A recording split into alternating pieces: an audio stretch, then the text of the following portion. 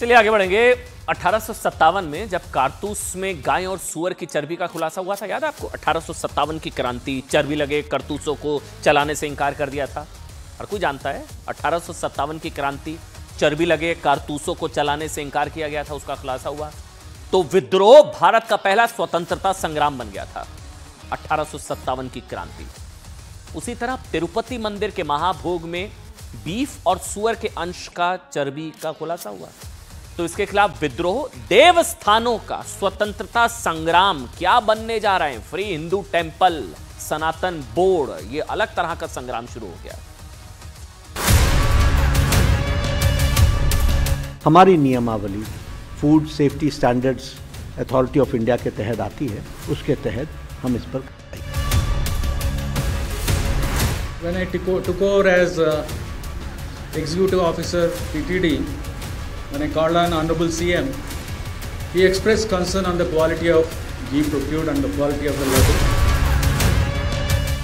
That has been going on this last 5 years in the most important ingredient used in the preparation of prasadam. It's very unfortunate. The worst part is, why did Chandrababu Naidu resort to such practices? जिहादियों की तरह चर्बी जिहाद करके और हिंदुओं को धर्म भ्रष्ट करने का प्रयास किया है। इससे बड़ा पाप कुछ नहीं हो सकता है। ये हमारे मैं समझता हूँ अंतर्राष्ट्रीय षड्यंत्र है कि ये जो आस्था पर आक्रमण और विश्वास से विश्वासघात की षड्यंत्र साजिशें, सबके नाम सामने आने चाहिए, निष्पक्ष होनी चाहिए, किसी को कोई इसमें राजनीति खेलने का अवसर नहीं देना चाहिए। को मृत्यु दंड देना चाहिए जिन्होंने भगवान के उस पवित्र लड्डू में और ये खुरापात। The sentiments of Hindus, so it has been a clear violation. देखिए, दो चीजें हो सकती हैं, दो चीजें। या तो जानबूझकर धर्म भ्रष्ट करने के लिए ये पूरी कॉन्स्पिरेसी रची गई, दो चीजें। या तो हिंदुओं का धर्म भ्रष्ट करने के लिए ये पूरी कॉन्स्पिरेसी रची गई, प्रसाद में बीफ, फिश ऑयल, वो सारी चीजें, या मुनाफाखोरी के चक्कर में ये सब किया गया। दो चीजें हो सकती हैं, मुनाफाखोरी या धर्म भ्रष्ट करने के लिए, किसी से कष्ट या सनातन से कष्ट, हिंदू धर्म कर दिया भ्रष्ट। मतलब सवाल अगर मैं आज आपसे पूछूं कि ये तो पहले से पता था कि ये सब हो रहा है, तो इन दो में से आप किस बात को चुनेंगे? क्या होगा फिर? पता था कि मंदिर की पवित्रता को भंग करने की कोशिश या मंदिर की पवित्रता की रक्षा के लिए एक तरीके से वहां पर कुछ लोगों ने इस बात को उठाया था कि यहां प्रसाद के अंदर यह सब मिलाया जा रहा है। था, पता था, बताया था, फिर भी कार्रवाई नहीं हुई। इसी को लेकर ना आज एक अलग बहस छिड़ गई है कि मंदिरों की पवित्रता की रक्षा के लिए सनातन बोर्ड बनाने का टाइम आ गया है। क्या सनातन बोर्ड? वक्फ बोर्ड वो अलग है, सनातन बोर्ड होना चाहिए ना। क्या मंदिरों को सरकारी नियंत्रण से लेने का टाइम आ गया है? सरकारी नियंत्रण से, जिस तरह मस्जिद हैं, सारे गिरजाघर, वो सब, मतलब उन पर सरकारी नियंत्रण नहीं होता, सिर्फ मंदिरों पर होता है। यह सवाल आज भारत के उस मंदिर की पवित्रता पर हमले के खुलासे के बाद देश भर में पूछा जा रहा है, जिसे कलयुग का बैकुंठ कहा जाता है। कलयुग का बैकुंठ, जहां भगवान विष्णु के अवतार वेंकटेश स्वामी विराजमान है, जहां सालों से एक दिया बिन तेल और घी के जल रहा है। उस तिरुपति बालाजी मंदिर के प्रसाद में बीफ फैट, मछली के तेल, सुअर के अंश की मिलावट, लार्ड, सुअर, पिग फैट की मिलावट का खुलासा हुआ है। अब इस खुलासे के बाद सवाल है कि जिस मंदिर से सरकार को हर साल करोड़ों रुपए का आता है ना चंदा, करोड़ों रुपए का टैक्स आता है, चंदा आता है, करोड़ों रुपया, उस मंदिर में क्या चंद पैसे बचाने के लिए ये चिंदीगिरी किसी ने की होगी? मतलब चंद पैसे बचाने के चक्कर में ना, चंद पैसे बचाने के लिए भगवान बालाजी के महाभोग में ऐसी चीजों से बनाया गया जिसमें बीफ, मछली के तेल और सुअर के अंश थे, पैसे बचाने के लिए मुनाफाखोरी, जहां करोड़ों का चंदा आता है। या फिर मंदिर की पवित्रता नष्ट करने के लिए साजिश के तहत प्रसाद बनाने में मछली के तेल, बीफ और जानवरों की चर्बी का इस्तेमाल हुआ। ये दो सवाल हैं, दो ऑप्शंस। सबसे बड़ा सवाल यह कि तिरुमला तिरुपति देवस्थानम TTD तिरुमला तिरुपति देवस्थानम को प्रसाद में अपवित्रता की मिलावट की जानकारी क्यों नहीं हुई? यह जानकारी होते हुए भी तिरुमला तिरुपति देवस्थानम ने लड्डुओं में मिलावट पर आंखें बंद करके रखी। यह सवाल इसलिए है क्योंकि आज ये सवाल मैं बार बार इसलिए उठा रहा हूं कि क्या पहले से पता था? क्योंकि तिरुपति मंदिर के प्रसाद में जानवरों की चर्बी का जो सच चंद्रबाबू नायडू ने देश को बताया ना, उसका खुलासा शायद काफी पहले हो सकता था। आरोप है कि तिरुपति मंदिर की देखरेख करने वाले तिरुमला तिरुपति देवस्थानम बोर्ड के पास काफी पहले से इस मामले की जानकारी थी। यह आरोप तिरुपति मंदिर के पूर्व पुजारी ने लगा दिया है। उन्होंने बताया कि मंदिर में प्रसाद बनाने के लिए जिस घी का इस्तेमाल हो रहा है उसमें काफी अशुद्धियां थी। उन्होंने कहा था, यह बात उन्होंने कई बार ट्रस्ट बोर्ड के अध्यक्ष को बताई, ध्यान नहीं दिया क्या? पूर्व पुजारी ने भी आरोप लगाया साहब कि तिरुपति मंदिर के प्रसाद को 5 साल से अशुद्ध घी से बनाया जा रहा था। उन्होंने बताया इसको। इसलिए सवाल यह है कि क्या सिर्फ मुनाफे के लिए तिरुपति मंदिर के प्रसाद में मछली, तेल, बीफ, सुअर के अंश का इस्तेमाल होने दिया गया, या फिर मंदिर की पवित्रता भंग करने और हिंदुओं की आस्था पर चोट पहुंचाने की ये कोई बहुत बड़ी साजिश थी? ये सवाल इसलिए और भी गंभीर हो जाता है क्योंकि पिछले साल आप जानते हैं, आपको जान के बहुत दुख होगा, आज गुस्सा भी आएगा, राम मंदिर की प्राण प्रतिष्ठा के वक्त तिरुपति बालाजी मंदिर से 1 लाख लड्डू भेजे गए थे। 1 लाख लड्डू अयोध्या राम मंदिर। ये लड्डू राम मंदिर में आने वाले भक्तों को बांटे गए थे। इसी को लेकर अयोध्या के साधु संतों ने कहा कि ये सनातन धर्म का अपमान करने की ये एक अंतर्राष्ट्रीय साजिश हो सकती है, इसमें मृत्यु दंड मिलना चाहिए। संतों की मांग है मृत्यु दंड। ये देवद्रोह है। आप सोचिए कितने हिंदुओं का धर्म भ्रष्ट हो गया। क्या सजा हो सकती है इसकी? मिलावट क्या सजा होगी? 2, 4, 5 साल, 10 साल या उम्र कैद की सजा का भी प्रावधान होता है मिलावट में, ज्यादा से ज्यादा क्या? इसके बाद योगी सरकार ने भी कहा कि जरूरत पड़ने पर यूपी के मंदिरों में मिलने वाले प्रसाद की जांच की जा सकती है। सुनाते हैं आपको। There has been going on since last 5 years in the most important ingredient used in the preparation of prasadam. So now they have already purchased pure cow ghee from government dairies, and they are preparing food material to the god with the pure ghee now. So only thing is care should be taken that such great sins will not be repeated in the temple, in the sacred temple. ये हमारे मैं समझता हूँ अंतर्राष्ट्रीय षड्यंत्र है। हमारे जो सनातन धर्म है इस पर कुठाराघात है और इसकी बड़ी गंभीरता से सरकार को लेना चाहिए और उसके बाद इसको जांच कराने के लिए दोषी जो है उसको दंड दिया गया। अभी कल ही आंध्र प्रदेश के मुख्यमंत्री चंद्रबाबू नायडू ने आरोप लगाया था कि तिरुपति मंदिर का प्रसाद शुद्ध घी की जगह ऐसी चीजों से बनाया जा रहा है जिसमें fish oil, beef fat, pig fat, Lord के अंश थे, पिग फैट।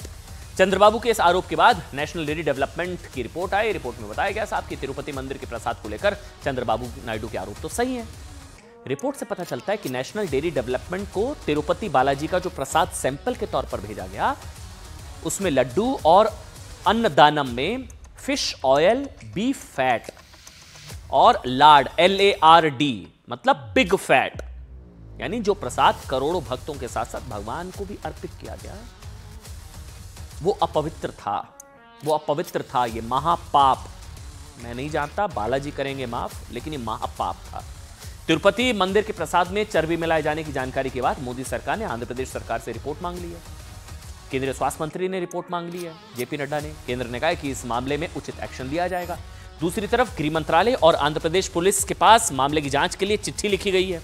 चिट्ठी में तिरुमला देवस्थानम बोर्ड मंदिर को पशु चर्बी वाला घी सप्लाई करने वाली कंपनी और जगन मोहन रेड्डी के खिलाफ राष्ट्रीय सुरक्षा कानून NSA लगाने की मांग हुई है।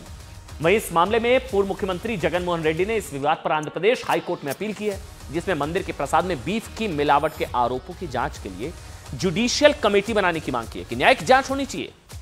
खुद जगन मोहन रेड्डी ने चंद्रबाबू नायडू के आरोपों को खारिज करते हुए कहा है कि टीडीपी भगवान के नाम पर राजनीति कर रही है।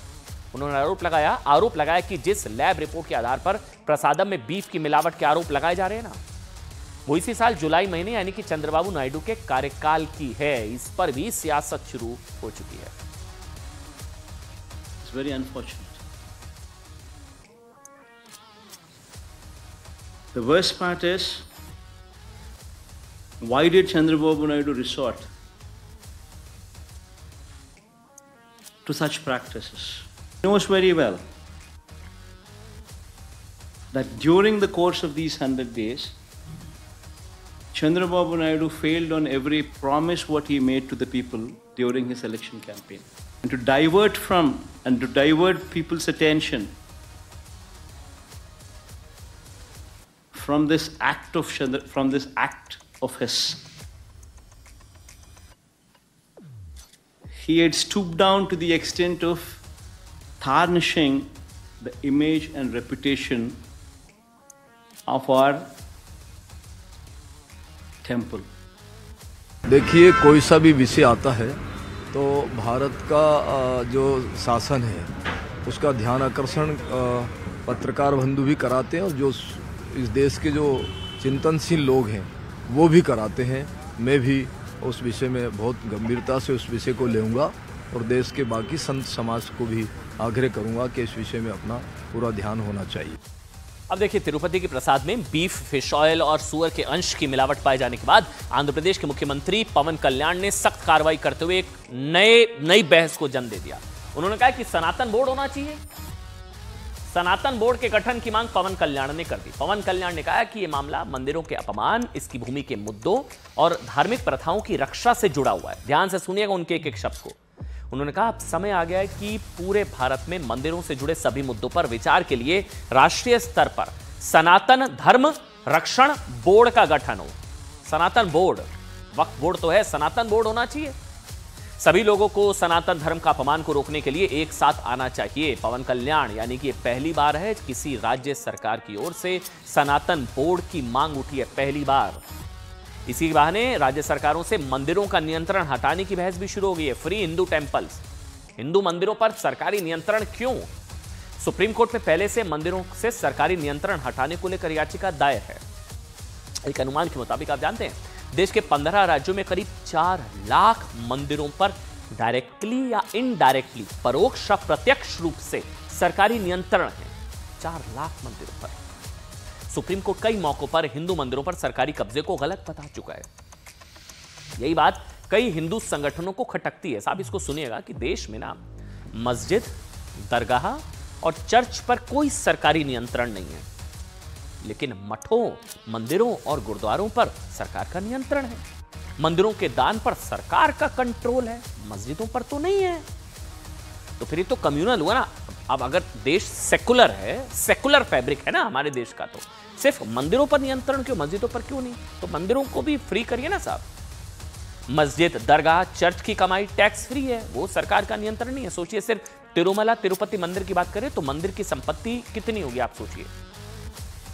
ये फिर भी चिंदीगिरी किसने की, क्या की, हो सकता है साजिश हो। 2 लाख करोड़, 2 लाख करोड़, और यहां पर ये फिश ऑयल और ये सब मिलाया जा रहा था, बीफ। ये रकम भूटान, साइप्रस देशों की इकोनॉमी से कहीं ज्यादा है।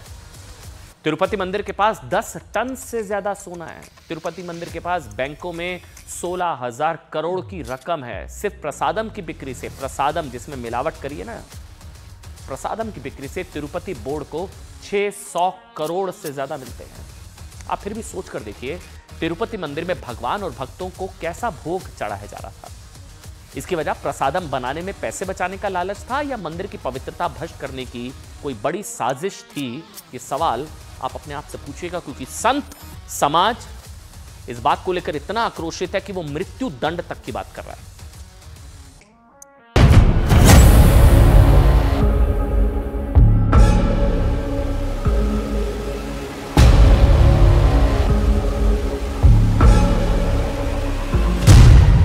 कौन हिंदुओं की आस्था से खेल रहा है?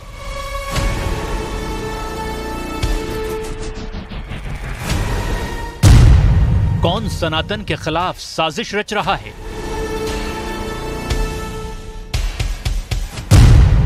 कौन प्रसादम की पवित्रता की साजिश में शामिल है?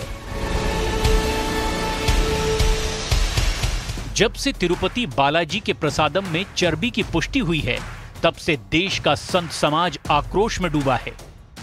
करोड़ों सनातन प्रेमियों के लिए यह खबर किसी सदमे से कम नहीं है, क्योंकि ऐसी साजिश के जरिए सीधे सीधे हिंदू जनमानस के धर्म को भ्रष्ट करने की कोशिश की गई है।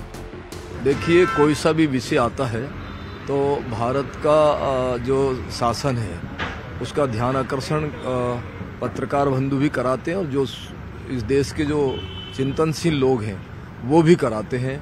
मैं भी उस विषय में बहुत गंभीरता से उस विषय को लेऊंगा और देश के बाकी संत समाज को भी आग्रह करूंगा कि इस विषय में अपना पूरा ध्यान होना चाहिए। जो हिंदू जनमानस में एक बहुत ही बड़ा उबाल आ रहा है और तमाम हिंदू जनमानस के लोग इस बात को लेकर दुखी हैं कि हमारे साथ जिस तरह का खिलवाड़ हुआ है, उसके लिए जो लोग भी दोषी हैं उनको चंद्राबाबू नायडू सरकार को ठीक से जांच करा करके उनके साथ दंडात्मक कार्रवाई होनी चाहिए। आरोप है कि तिरुपति मंदिर में जिन लड्डुओं को भक्तों के बीच बालाजी के भोग के तौर पर बांटा जाता है, उसी में जिस घी का इस्तेमाल किया जा रहा था उसमें मिलावट थी, और ये घी तमिलनाडु के AR फूड्स नाम की कंपनी का है, जिस पर मिलावटी घी देने का आरोप है। नेशनल डेयरी डेवलपमेंट की जांच से पता चला है कि तिरुपति बालाजी के लड्डुओं में मछली का तेल और जानवरों की चर्बी मिलाई गई थी। दावा तो यह भी किया जा रहा है कि अयोध्या में राम मंदिर के उद्घाटन के मौके पर 1 लाख लड्डू भी तिरुपति से ही मंगवाए गए थे।